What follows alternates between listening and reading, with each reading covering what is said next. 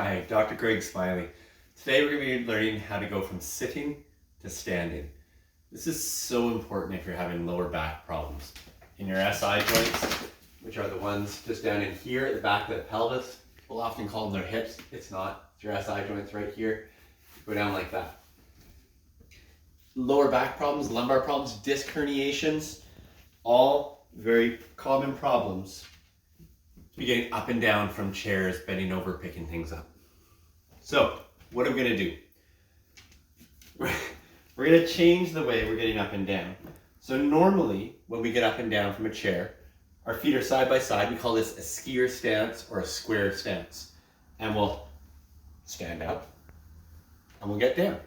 And when things are going fine, it's completely all right. But what it does is it actually increases the amount of pressure going across our lumbar sacral regions, between our pelvis and our lower back. What we're going to do instead at all these times when we're having problems with SI joints or lower back pain is we're going to do a different position. It's called a fencer stance, or I like to call it a scissor stance. You can call it a lunger stance. That's all fine. And our hips are going to travel in a capital L direction. Not on a diagonal line like this. See a right angle triangle here. We're not going to take the hypotenuse. We're going to follow the capital L. What does it look like? I can use the chair or not. I can come forward and up, and I can go down and then back. So I'm not doing this. I'm doing this, up and down. Does it matter which foot is in front? For some people it might. If you have a very intense radiculopathy or disc herniation, it might not work on one foot or the other. You'll eventually be able to work into the other one. When do you use this? On and off the toilet, in and out of bed, chairs, desks, in and out of the car. To make this car relevant, steering wheel's here. I open the door to the car.